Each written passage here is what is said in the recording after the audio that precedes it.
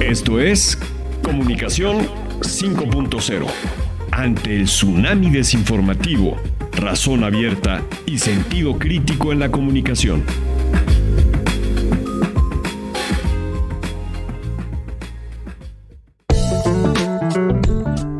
Hoy nos acompaña un periodista de amplia trayectoria, cuya carrera ha sido testigo y narradora de algunos de los momentos más relevantes de la historia contemporánea. Guillermo Ortega. Es un referente en el periodismo mexicano con más de 4 décadas en los medios. Estudió la carrera de periodismo en la escuela Carlos Septién. Su carrera comenzó en 1976 como reportero en el noticiario 24 Horas de Televisa, empresa donde fue conductor y director de diferentes espacios noticiosos como En Contacto Directo, Al Despertar, El Noticiario con Guillermo Ortega, entre otros. Participó como corresponsal en la Guerra Civil de El Salvador. Cubrió las visitas de Estado de diferentes presidentes de México a distintas partes del mundo, desde José López Portillo hasta Vicente Fox. Ha narrado Juegos Olímpicos, las visitas papales a nuestro país, campeonatos mundiales de fútbol, misiones especiales, así como campañas presidenciales. También ha incursionado en prensa escrita, siendo columnista de La Crónica de Hoy en 2021. También su carrera se ha desempeñado en Grupo Imagen Radio y MBS. Desde 2021 es conductor del programa Con Ortega a las 10 para el financiero Bloomberg. Hoy en Comunicación 5.0 conversamos con él sobre su experiencia en los medios, los cambios en el periodismo y los desafíos en la información actual. Bienvenidos. Estamos en Radio Anáhuac 1670 AM con Guillermo Ortega en la cabina aquí en Comunicación 5.0. De verdad es un honor que estés aquí con nosotros y por aceptar la invitación, Guillermo. Con mucho gusto. Muchas gracias. Además, te conozco hace muchos años. Sí. Y estamos haciendo aquí grandes recuerdos de una etapa muy bonita de nuestras vidas. Muy formativa, ¿no? Sí. Por lo menos para mí, ahorita te comentaba que tengo gratos recuerdos de ese grupo de gente ahí de Club Mundet, que pues son familia. Así es. Y pues ahí andábamos todos de una manera o de otra. Qué buena onda. Oye, Guillermo, bueno, a ver, me gusta mucho empezar entendiendo con nuestros invitados por qué llegan al mundo de la comunicación, ¿no? En algunos casos fue porque pues era lo que había en la familia y entonces se siguió con esa, digamos, genética. En otros casos fue accidental, ¿no? Que querían ir hacia un lado, pero de pronto la comunicación se cruzó y se enamoraron. Platícanos, ¿tú cuál es tu caso? ¿Cómo llegas al mundo de la comunicación? Mira, en mi caso sí viene de familia, porque tanto mi papá como su hermano mayor se dedicaron al periodismo. Okay. Mi tío editó durante muchos años un semanario político que se llamaba Revista de América. Uh-huh. Y mi papá editó durante muchos años también un semanario en la época dorada del cine mexicano que se llamaba México Cinema, que a la postre fue el que creó Las Diosas de Plata y todo esto. Mi papá estuvo muy vinculado a ese mundo. Y a mí siempre me fascinó. Yo siempre desde niño iba con mucho gusto a la redacción. Me gustaba el olor a tinta de la imprenta.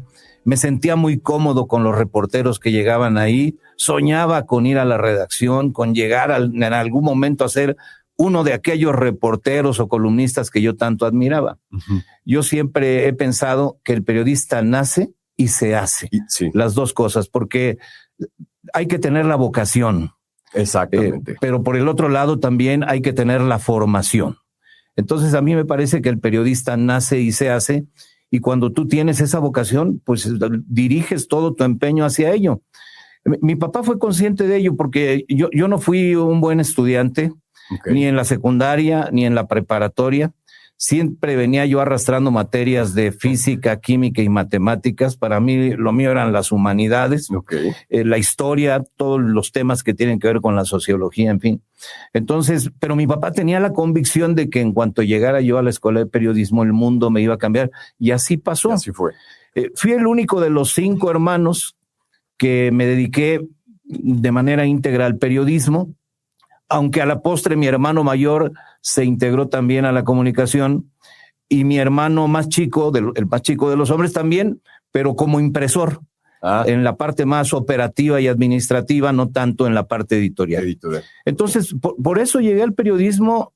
Creo que a esto me tenía yo que dedicar. Al paso del tiempo se confirma pues esa idea que tenía mi papá de que en cuanto entrara yo a la Escuela de Periodismo, las cosas cambiarían. ¿Dónde estudiaste? Yo estudié en la Escuela Carlos Septién. En la Carlos Septién. Okay. Que es una escuela que forma periodistas. Totalmente. ¿No? Ahora ha crecido un poco más en otras áreas de la comunicación, pero es la escuela de los periodistas. Sí. Muchos compañeros míos de generaciones anteriores y posteriores han estado dedicados al periodismo como columnistas, como reporteros, como articulistas, como opinadores. Es más una formadora de periodistas esa escuela. Sí, además con una relevancia brutal en una época bien importante en México donde pues no es que surja el periodismo, pero digamos, la Carlos Septién es el semillero, por así decirlo, ¿no? De gente hoy muy destacada en el mundo del periodismo. Sí, fue durante muchos años, ha sido. Yo creo que sigue todavía siendo un semillero de periodistas. Y ahora más enfocado a las nuevas plataformas, a las nuevas tecnologías, a lo que te ofrecen redes sociales, el periodismo digital, etcétera. Pero sí sigue siendo un semillero de periodistas. Entonces, a ver, estudiaste en la Carlos Septién y luego... Mira, ocurre que cuando estoy estudiando muere mi papá. Okay. Mi papá se murió muy joven. Wow. Y entonces yo trabajaba para la Revista de América de mi tío. Okay. Pero era como la revista familiar, era como que pues estás ahí porque eres de la familia, ¿no? Uh-huh. No necesariamente porque te lo ganaste. Entonces yo le pedí a mi tío, que era el director, que me presentara a Jacobo Zabludovsky. Porque yo siempre pensé que me tendría que dedicar a una línea de periodismo distinta a la de mi padre y mi tío para evitar las comparaciones. Entonces yo dije, me voy a ir a la televisión. Mi tío, en efecto, me consiguió una cita con Jacobo, fui a ver a Jacobo. A mi tío lo respetaba mucho Jacobo, como otros periodistas de esa y otras generaciones. Y entonces me presentó con el jefe de información ese mismo día y le dijo, a ver, aquí está este muchacho que quiere ser reportero, viene de muy buen árbol. Okay. A ver cómo sale la rama. Anda. Y volteó Jacobo y me dijo, ahora depende de ti y de él. Y ese día escribí mi primera nota para los noticieros de Televisa, ahí me quedé. Me cambié de turno en la Escuela de Periodismo para ir en la tarde y poder trabajar durante las mañanas. Y ya se complicó un poco la vida porque además a los novatos son a los que les cargan más la mano, claro, de las notas sin importancia. Es decir, vas a cubrir muchas, pero no necesariamente cubres la más importante. Pero haciendo esa talacha, haciendo ese trabajo, esa tarea, te acaba surgiendo una oportunidad que luego te catapulta y te permite estar entre los buenos. Claro, y además te va templando. Y generar las buenas notas. Te va templando.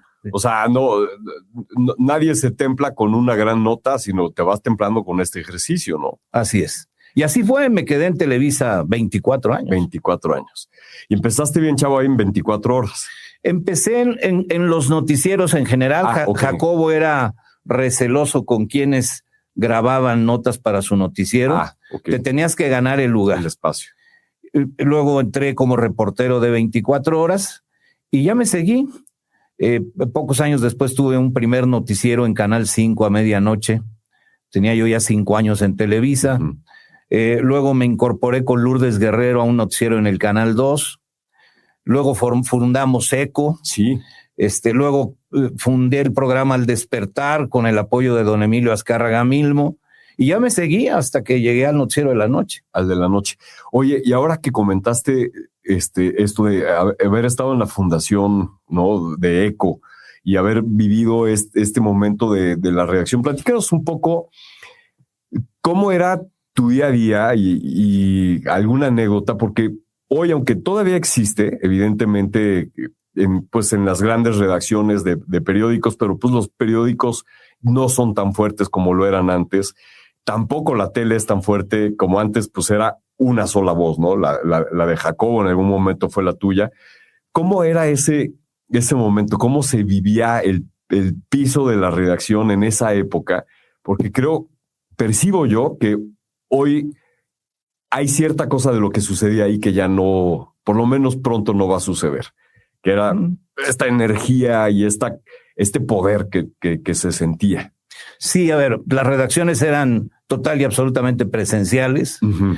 Llegabas a escribir en una máquina de escribir, mecánica. La Olivetti grandota. La Olivetti o cualquiera otra de esa misma familia, ¿no? La información llegaba a través de teletipos. Esos teletipos imprimían las notas que las grandes agencias Associated Press, la UPI, TASS, la rusa, Xinhua, la china, que lo que sea. Ajá. Llegaban a través de teletipos y los teletipos tenían un papel calca y se hacía en 7 copias lo que se imprimía. Y eso se cortaba.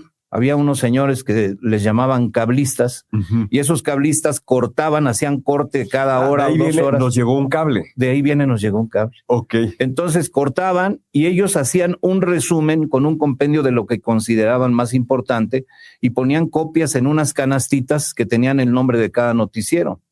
Y entonces los noticieristas llegábamos a tomar todo ese material escrito, impreso en papel, y ahí estaban, en mi canastita estaban los cortes internacionales, nacionales, notas de corresponsales nacionales e internacionales, notas de reporteros, y pues llegábamos a una talacha de sí, no, ir revisando cada nota, qué llevábamos con voz de reportero, qué llevábamos en un texto, de acuerdo con la importancia de cada nota, qué texto internacional era importante, de ese texto internacional si teníamos voz de algún corresponsal o no. En fin, llegábamos a hacer esa tarea física. Entonces, pues nos juntábamos un grupo numeroso de personas a trabajar en eso, ¿no? Cada noticiero con su propio equipo, Jacobo tenía su equipo, yo en Contacto Directo tenía mi equipo, Guillermo Ochoa en Hoy Mismo tenía su equipo, en fin, cada uno tenía su redacción y los reporteros aportaban notas para todos, lo mismo que los corresponsales, y las agencias estaban contratadas para todos los noticieros, pero así era todo muy manual. Sí. Todo lo tenías que hacer por teléfono, no había WhatsApp. No, claro. Necesitabas una secretaria o un asistente para que te ayudara con las llamadas, en fin, era otro mundo. Las órdenes de información se hacían por escrito en una máquina de escribir y tú tenías que ir a la tabla del jefe de información a ver cuál era tu orden de trabajo. Era un mundo distinto. Fíjate, cuando yo llegué, producíamos las noticias en cine de 16 milímetros. A mí todavía me tocó esa etapa. Tenías que ir a hacer la entrevista, regresar con el magazine, entregárselo a la señora del laboratorio y esperar 6 horas a que se revelara para ver si había salido bien la entrevista y qué parte ibas a cortar e ibas a utilizar. Ahora editas en un dispositivo móvil, grabas tu entrevista y la editas ahí, la envías. O sea, era un mundo distinto. Me tocó la etapa del videocassette, la etapa de la cinta de 1 pulgada, hasta la época digital, que es en la que estamos ahora. Hijo, percibo esto, a ver si es correcto. El haber hecho el periodismo así, y además tú eras anchor, ¿no? O sea, tú estabas frente a la cámara, pero también estabas atrás. O sea, tú recibías la canastita y tenías a tu equipo y dialogaban y discutían respecto a qué debía de ser y por dónde y cuál iban a priorizar. Que entiendo, no sé si en México, pero el anchor en Estados Unidos muchas veces le entregaban nada más su papelito y tú lee, ¿no? Tú estás involucrado, como asumo el resto del equipo de Televisa en ese entonces, involucrados en generar la estructura del contenido, ¿no? ¿Sabes por qué? Porque éramos el conductor, pero al mismo tiempo el director del noticiero. Exacto. Entonces, como director del noticiero, estás obligado a hacer la parte editorial. Claro. Entonces, sí, haces una junta y dices, llevamos esto y ya vemos cómo lo acomodamos con un sentido lógico para no traer a la gente de China a El Salvador y de Costa Rica a Japón, ¿no? Cómo estructuras la información para que cada segmento tenga una nota importante, para que la puedas vender en un bumper mientras vas a comerciales, que cada segmento esté equilibrado. Entonces, buscas una lógica en la que la información se pueda acomodar. Y entonces todo esto hacía que tú estuvieras metido hasta las cachas en cada nota, ¿no? Y en cada minuto de tu programa. Hasta hoy. Claro. En el financiero, hasta hoy, eso es lo mismo. Estás haciendo lo mismo. Sí, claro. Y los medios digitales y este tema de velocidad, por ejemplo, el de revelado de 6 horas y que de pronto un reportero está en la calle, levante una imagen con un teléfono y tú la puedas tener poco menos que instantáneamente y a lo mejor ya está editada. ¿No te quita un poco de capas o de profundidad o de, no sé cómo llamarle, como de estamina a la hora de estar en el noticiero? Mira, lo que pasa es que son lógicas distintas. A ver, ok. Yo, por ejemplo, tengo un sitio que lleva mi nombre, se llama guillermoortega.com. Uh-huh. Tengo un equipo editorial en el que me baso para tener la capacidad de responder en tiempo real a la información que se está generando minuto a minuto. Ujú. Entonces ese equipo está cachando la información, lo muy relevante, la nota dura, lo sacamos de inmediato, pero ya otra parte del equipo está preparando un video con los highlights. Empezamos a hablar de muchas cosas que tenemos que ir produciendo para ponerlas en el sitio. También la velocidad con la que tienes que subir para ser competitivo respecto a los demás te puede llevar a cometer errores. Esos errores te pueden llevar a alguna imprecisión. Yo hace no mucho tuve que pedir una disculpa pública a una persona porque pusimos su imagen equivocadamente en un asunto delicado y el tema explotó. Y pues lo correcto es pedir una disculpa, decir que no hubo dolo ni hubo mala fe, pero pues disculparte y ajustar las tuercas dentro del equipo para que esas cosas no fallen. Entre más rápido eres, tu control de calidad tiene que ser mucho más eficiente. Ujú. Ahora, ¿qué pasa con el noticiero? Para responder a la pregunta, pues tienes que meterte al periodismo de investigación, Ok. porque lo que ya estuvo en redes durante todo el día y tú sales en la noche con que esa es tu nota principal, no. Te tienes que meter a hacer trabajo de investigación de campo o de escritorio, de gabinete, para poder darle una mejor estructura a la presentación de la información. Y luego llevar entrevistas en las que tú puedas hacer un contraste respecto a lo que marcó la agenda política o económica o social a lo largo del día, ¿no? Entonces sí hay una diferencia porque son lógicas distintas. Sí, y efectivamente son y otro tipo de velocidades y otro tipo de volumen de información. O sea, lo comentabas. Qué difícil seleccionar cuál es la nota, ¿no? Porque hay notas quizá muy potentes, pero muy efímeras, y hay otras notas que son tan potentes, pero que luego se va quemando, y ya cuando te toca la hora de estar en vivo, pues ya no es nota. Entonces, toda esa selección, pues debe ser un proceso complejo, y asumo que tu experiencia previa hoy te da esta mente de decir, pues sigues siendo director, y hoy ya ves no solamente lo que hacías antes, que era tele, sino ya te ves como multiplataforma. Sí, eso es irremediable, pero son lógicas distintas. Esto lleva a un periodismo más especializado, ¿eh? Ya no solo un periodismo especializado en campos específicos, sino en la forma en que ejerces el periodismo. Es decir, el periodismo digital tiene una lógica perfectamente diferente al periodismo impreso. El periodismo impreso y el digital tienen una lógica exactamente distinta a la de la radio. Claro. Y esos tres, una lógica muy distinta a la de la televisión, y cada una de esas plataformas va requiriendo cada vez más una especialización. Por ejemplo, un periodista digital tiene que tener habilidades que no necesariamente tiene por qué tener un periodista de un medio impreso. Este periodista digital tiene que tener la capacidad de manejar imágenes, editar, producir audio, producir video, producir textos, que los textos sean breves para enganchar a la audiencia y que luego en el sitio puedas ampliar con información que sea realmente interesante acerca de lo que fue tu cabeza en X, por ejemplo, o en Facebook, que la gente que decide visitar el sitio para ver la nota se sienta satisfecha y permanezca por más tiempo en el sitio, porque todo eso cuenta. Y qué difícil. O sea, necesitas, evidentemente, tú, y a lo mejor tienes un equipo muy cercano a ti, que son los directores de orquesta.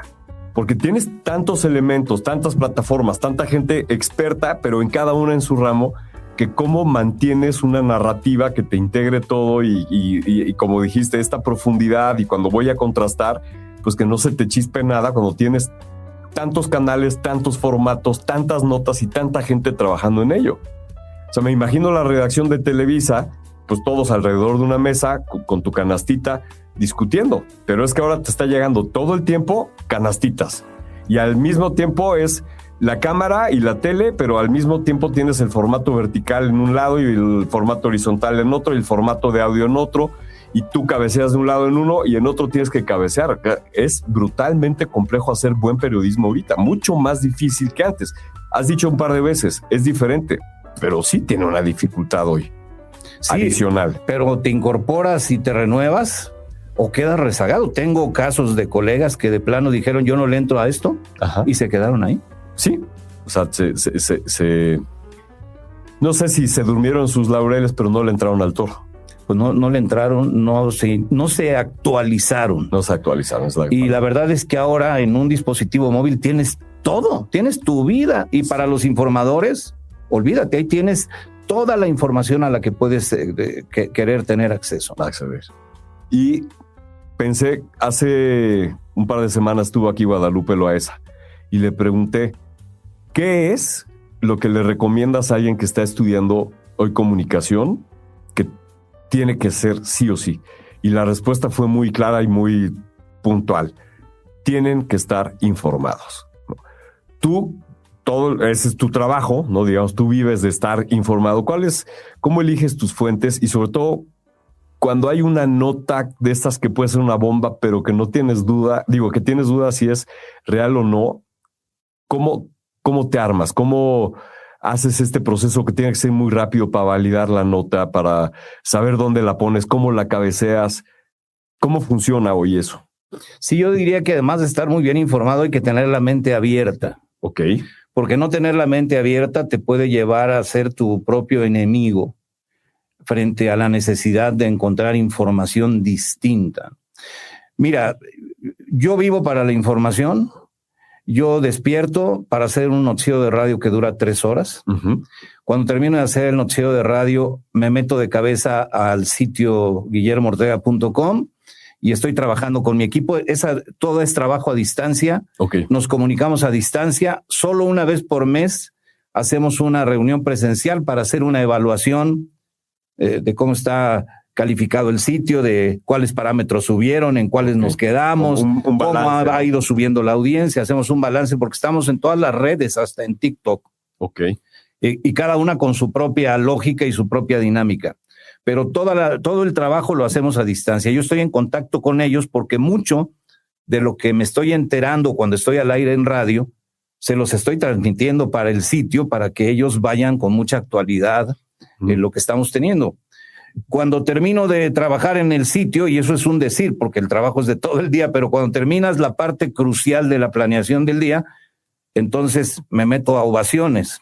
Soy director general de Ovaciones, sí, un periódico que adquirimos recientemente, que es un periódico deportivo y político. Uh-huh. La mitad del periódico es deportivo, casi siempre los encabezados principales y la foto de portada es de algún tema deportivo, pero cuando la política gana, le damos el giro al periódico, la portada se va con un tema político y le damos fuerza al contenido político. El periódico es mitad deportivo, mitad político. Okay. Y lo planeamos para...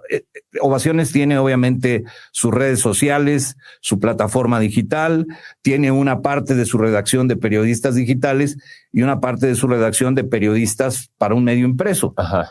E imprimimos cotidianamente 32 páginas de un periódico que sigue circulando y vendiéndose, porque muchos dicen, no, los periódicos ya nadie los compra. No, sí los compran, por eso no desaparecen.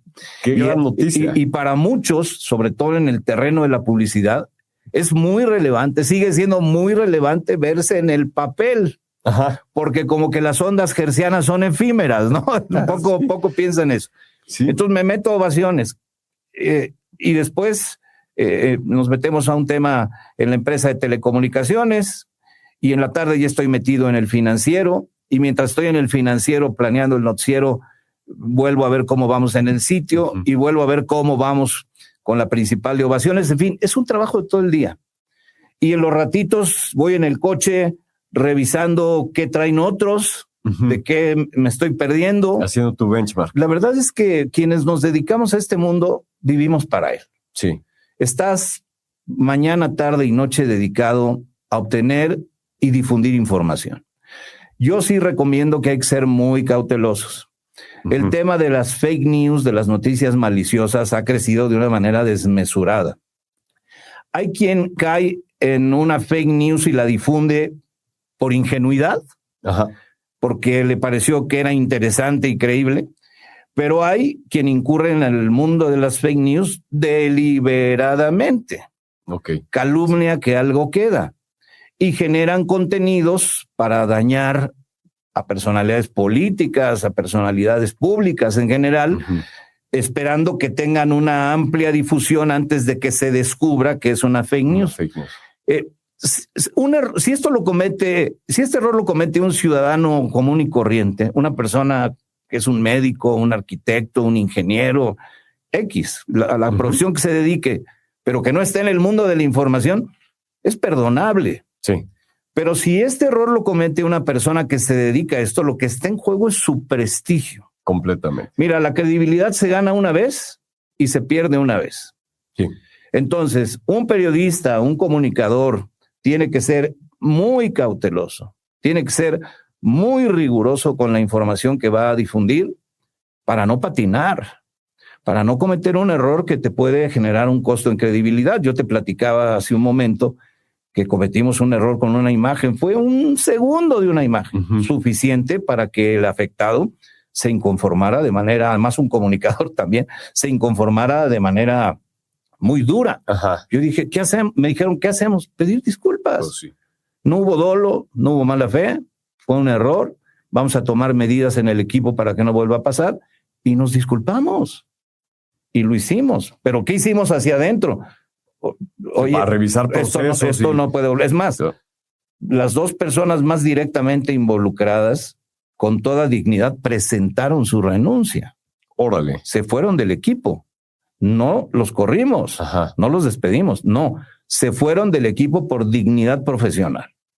Wow. Y nosotros tuvimos que hacer un ajuste importante en la parte editorial para que esto no se repita, porque lo que está en juego es el prestigio profesional de una persona. En este caso, yo que llevo 50 años en la comunicación y no me puedo permitir eso, ni nos lo podemos permitir ninguno de los que estamos en mis equipos, porque son equipos distintos para cada plataforma. Oye, me sorprendió el tamaño de responsabilidad de esta gente que salió de la empresa por el error.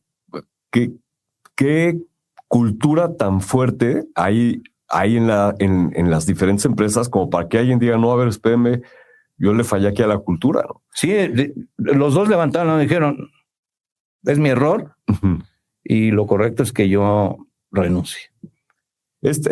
Asumo mi culpa y me voy. Y el otro era el supervisor editorial. Entonces dijo, no, también es mi falla, no hubo una supervisión adecuada, me voy. Y la verdad, muy honorables. Completamente. Porque además muy profesionales, hasta el mejor cazador se le va la liebre, pero muy honorables. Ellos decidieron salir y en el equipo todos asumimos la parte de la culpa que nos corresponde. Sí. Hicimos una evaluación de por qué sucedió lo que sucedió y tomamos medidas para meter más candados que eviten que eso vuelva a pasar, ¿no? Siempre hay que hacer eso. Sin duda. Oye, a ver, actualmente, Guillermo, ya nos comentaste, estás con el periódico, estás con tu sitio, estás en el financiero. Hoy, ¿cómo estás viendo tú que va moviéndose todo el tema de el periodismo? No, este tema de información ética para que la gente esté bien informada, ¿no? Desde un ángulo ético. ¿Cómo ves tú hacia adelante la mezcla entre digitales, medios tradicionales, que ahorita tú estás ya haciendo un conglomerado, ¿no? En donde ya es multiplataforma, multiformato? ¿Cómo ves hacia adelante? O sea, ¿viene una especie de freno o al revés? Con todo el tema de inteligencia artificial seguimos acelerando y teniendo que ser, como dijiste hace rato, muy flexibles, muy sensibles. La verdad es que eso abre un riesgo todavía mayor y muy grave, porque a ti te pueden presentar a Putin diciendo algo con su voz. Sí, caray. Y ni es Putin, bueno, sí es Putin, pero es inteligencia artificial. Y es su voz, pero no está diciendo o no dijo lo que se supone que dijo. Ajá. Es muy grave, es muy delicado y hay que tener, pues ahora sí que frenos adicionales, candados adicionales para evitar caer en un engaño. Mira, el tema de la ética es un tema que ha estado presente siempre en los medios. Los medios tradicionales han creado códigos de ética que se cumplen de una manera bastante rigurosa. Quienes somos responsables en la dirección de medios o de áreas de medios, estamos siempre muy vigilantes a que la información que difundimos esté dentro de los márgenes de ese código ética que nos dimos a nosotros mismos, porque nadie nos obligó a tenerlo. Y me parece que en los medios tradicionales, hablo de radio, televisión, prensa, en los medios digitales de los propios medios tradicionales, también esto está bastante bien cubierto. Ha habido siempre medios escandalosos. El amarillismo ha sido parte de la cultura periodística. Es un producto, sí. Es un producto. y pues ahí son un poco más flexibles respecto a las cuestiones éticas, sobre todo estos medios que sacan notas, la nota roja con cuerpos y cosas pues que son muy cuestionables, ¿no? Completamente. Me parece que en las redes, en donde personas ya enarbolan sus propios contenidos, es más complicado, porque esas personas pues no necesariamente se dieron un código de ética, ni siquiera han pensado en eso. Los que tenemos un sitio con nuestro nombre, porque decidimos participar del periodismo digital, aunque no tenemos un código de ética escrito, venimos de medios tradicionales y sabemos cuáles son los límites. Sí. Y los cumplimos. Pero es muy complicado hacer esto de manera generalizada. Eso va a ser siempre un problema, porque además con la existencia de estas granjas de bots y todo, que reproducen información maliciosa generada con dolo por alguien que después lo distribuye masivamente, es muy difícil. Ni siquiera llegas a quien hizo eso.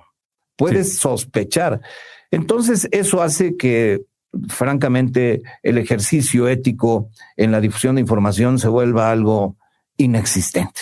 Hay que reconocerlo así. Ok.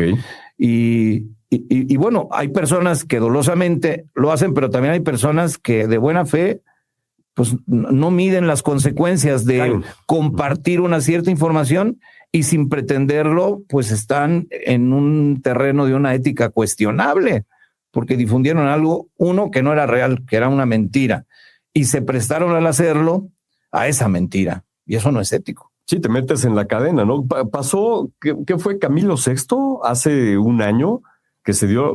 Ya no, ¿sí fue Camilo VI? Sí, que de pronto salió, oye, falleció Camilo VI y todo el mundo la agarró, ¿no? Y después todo el mundo decía, no, espérenme, nos equivocamos. Bueno, a Chabelo, ¿cuántas veces lo mataron?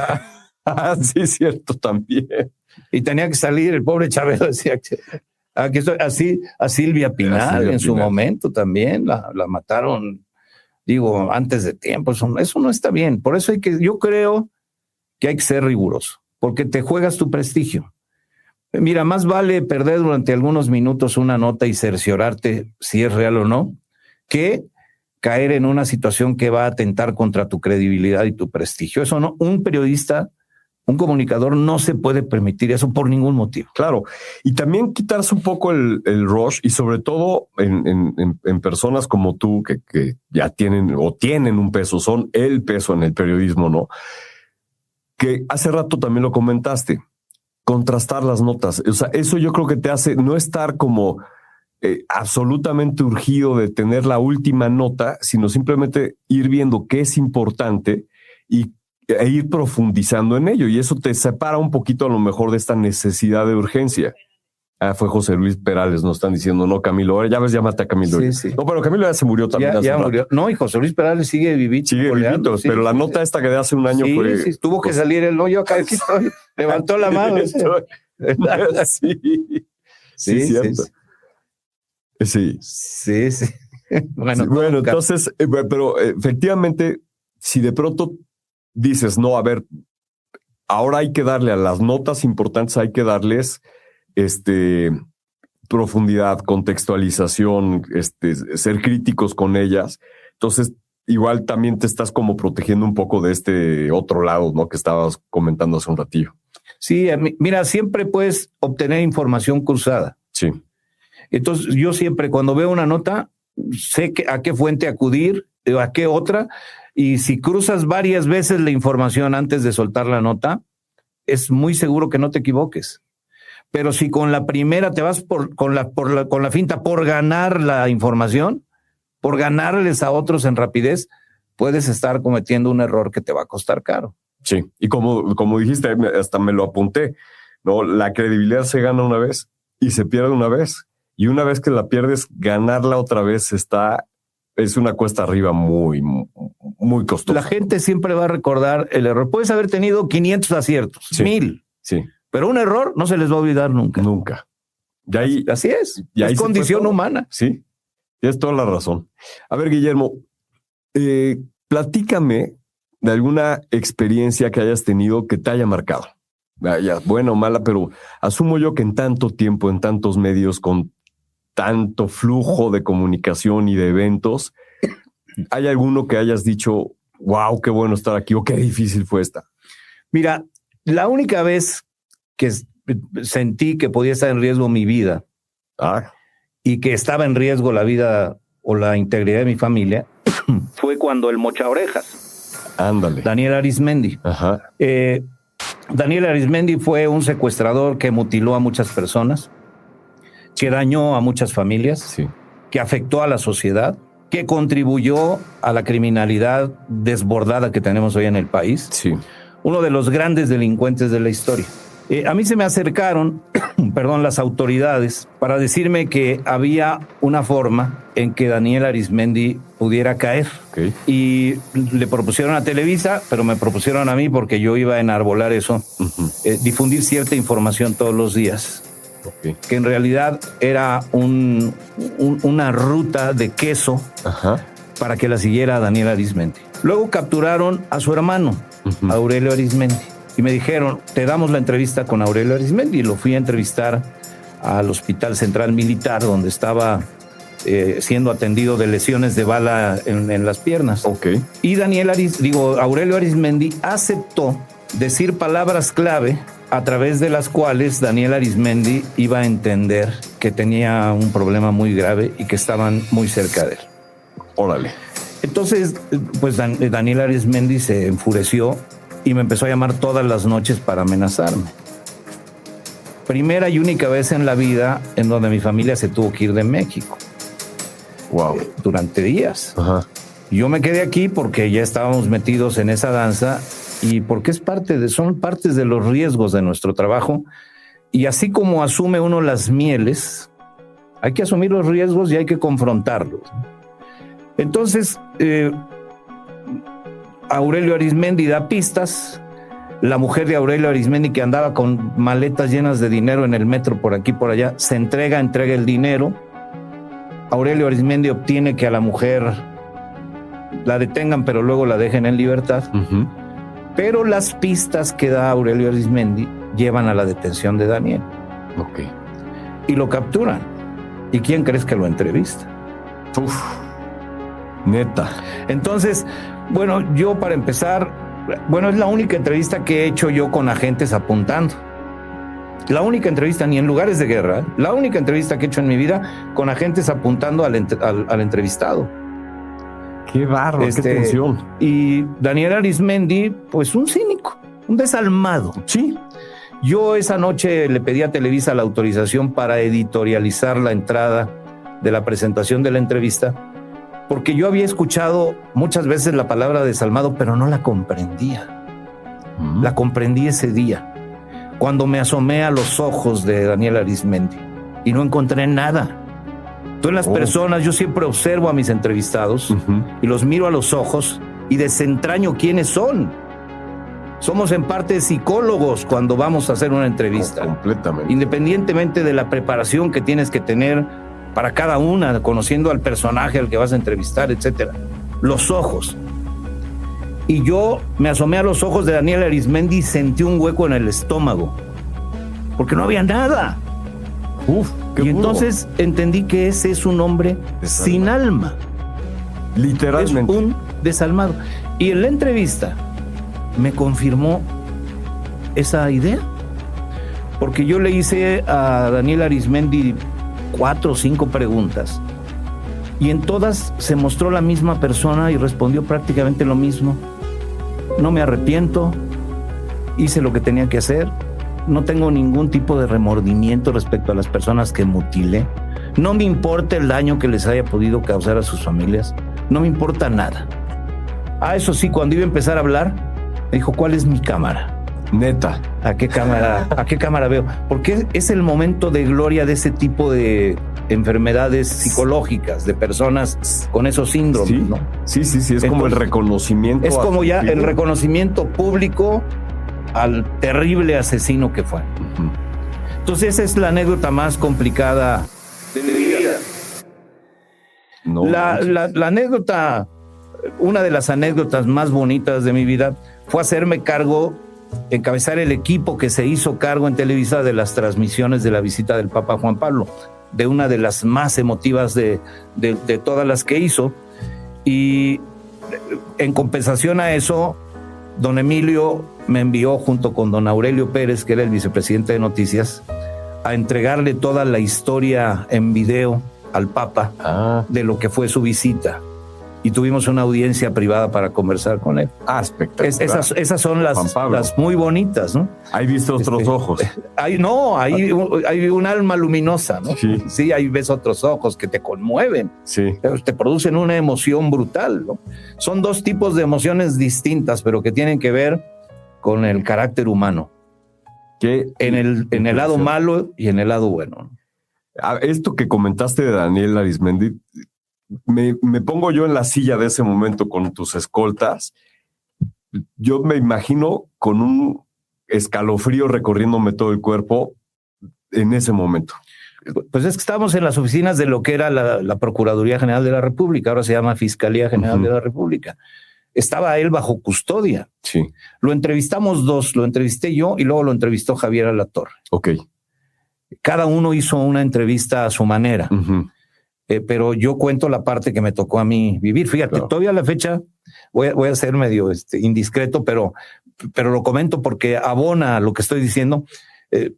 Carlos Slim Domit, que es buen amigo, todavía cuando nos encontramos, me dice, todavía hoy, oye, la entrevista con Arismendi. ¿Esa está por ahí colgada en YouTube? Nunca no, fíjate que no. Okay. Pues es propiedad de Televisa. Okay. Yo tenía una copia en video en Betacam, pero te soy sincero, no sé dónde puede estar. Bueno.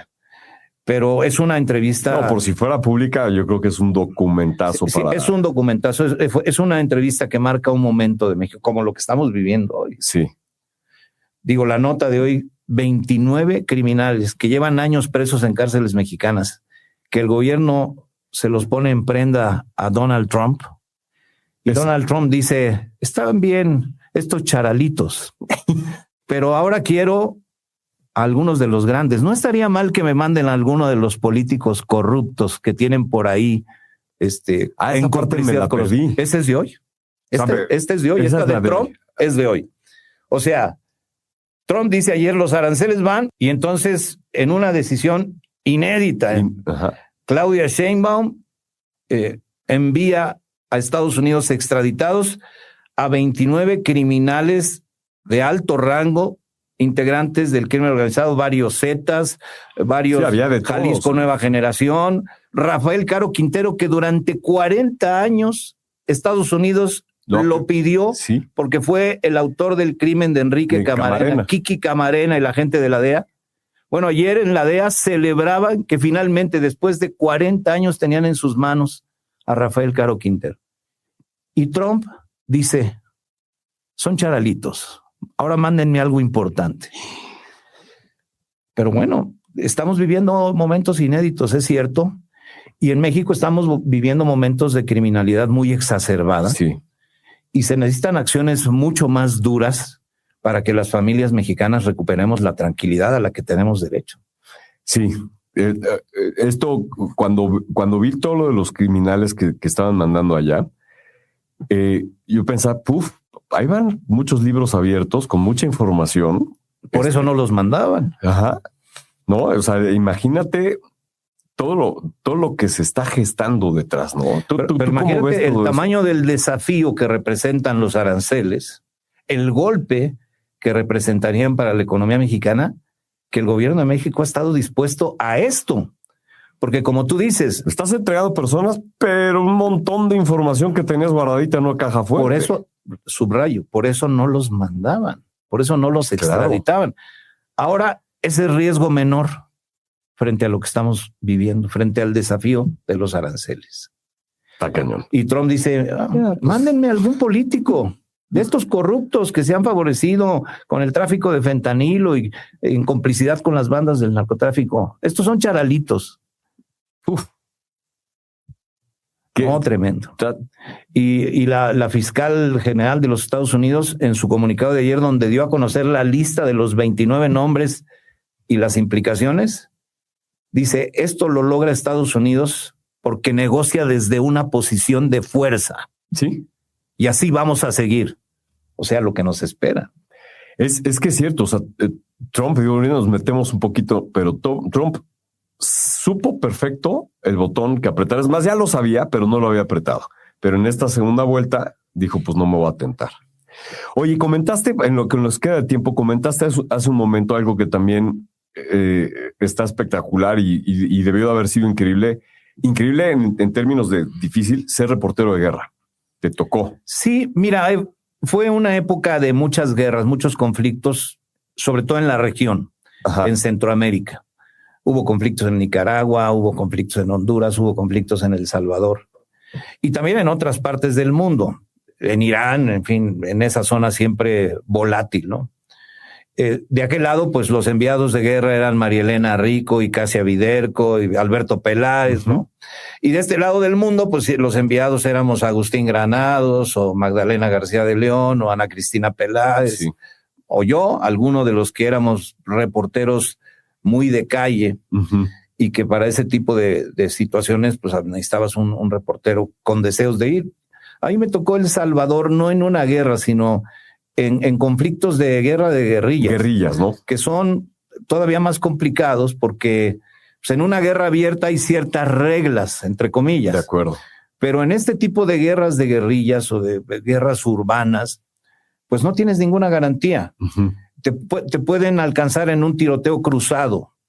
Nadie advierte que estás ahí. Sí. Entonces a mí me tocó ir a El Salvador justo en los funerales de Monseñor Óscar Arnulfo Romero, cardenal de San Salvador, que fue asesinado. Se hizo una película que fue muy famosa, que se llamó Romero.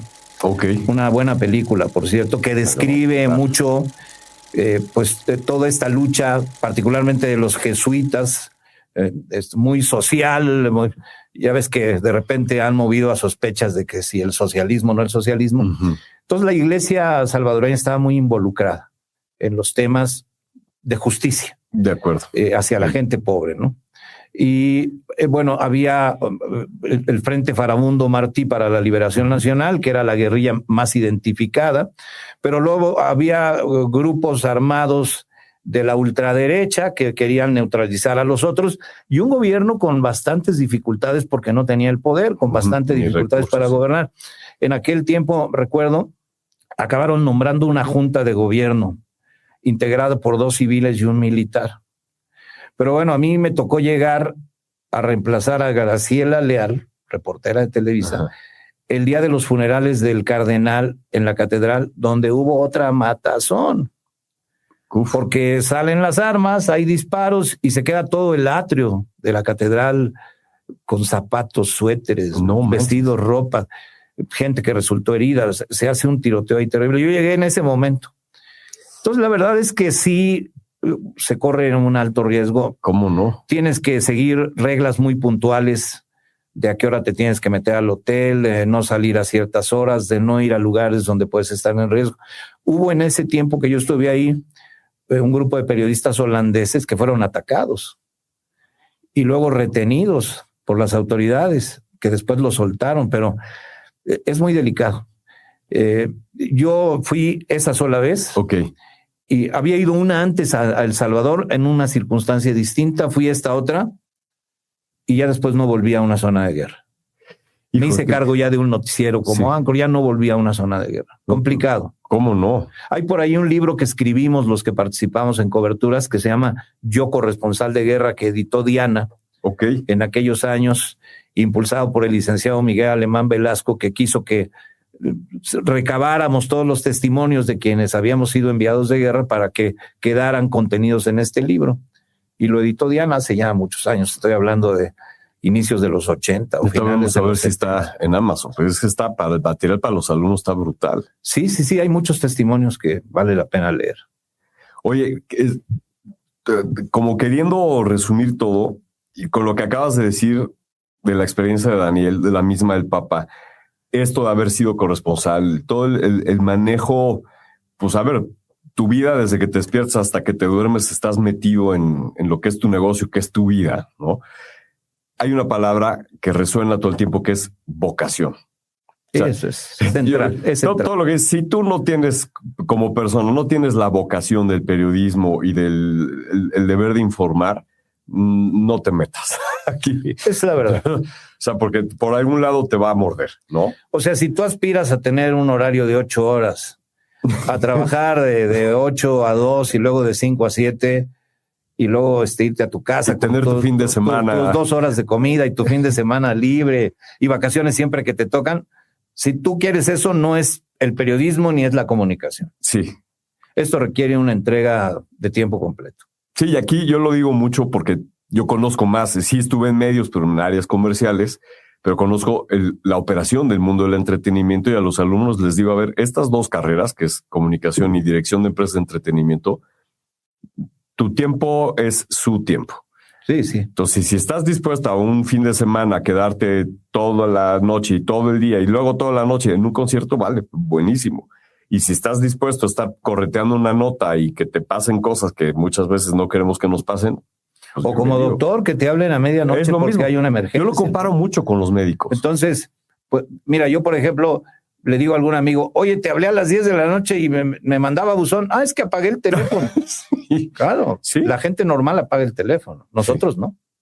Sí, no, qué vocación, qué estómago para este trabajo, Guillermo. Pero no te fuerzan. No es obligatorio. voluntario, claro. Tú lo elegiste. Sí. Mira, yo haría esta chamba gratis. Wow. No la hago gratis porque de algo tengo que comer. Claro. Y la verdad, esta chamba ha sido muy generosa conmigo. Uh-huh. Me ha dado más que para vivir. Pero la haría gratis. Tú tienes que meterte a hacer lo que harías gratis.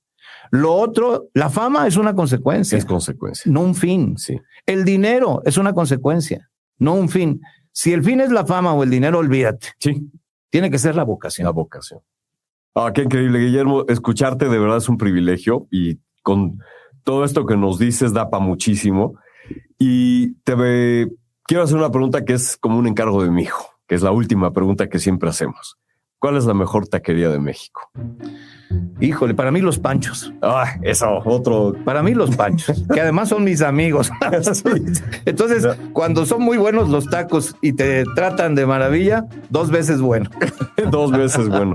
Oye, agradezco de verdad muchísimo que hayas venido, pero sobre todo que hayas compartido lo que compartiste, porque este material, tu voz, tus experiencias, le van a ayudar mucho a los alumnos que hoy quieren periodismo, ¿no? Pero no lo entienden como es, y esto le va a ayudar mucho para que el que tenga realmente la vocación se encienda más su espíritu como periodista. El que tenga el alma de periodista va a ser periodista y va a ser bueno. Sí. Solo es cuestión de dejarse ir, atreverse, tener la mente abierta y aprender. Atreverse. Aprender siempre, Sí. Aprender. Yo no sabes lo que aprendo con mis muchachos del sitio guillermoortega.com. No sabes lo que aprendo de ellos. Siempre hay que tener la mente abierta. Nunca terminamos de aprender. Sí, de acuerdo. Y más hoy. Guillermo, muchas gracias. Al contrario, Josué, es un gusto estar contigo. Además, por una amistad de tantos años con Así tu es. familia, contigo, que me honra. Gracias, igual un privilegio. Esto es Comunicación 5.0. Gracias por estar con nosotros.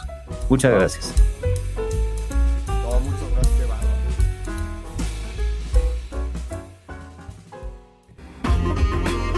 Gracias por estar aquí. Comunicación 5.0 es para todos. Nos vemos en nuestra siguiente emisión.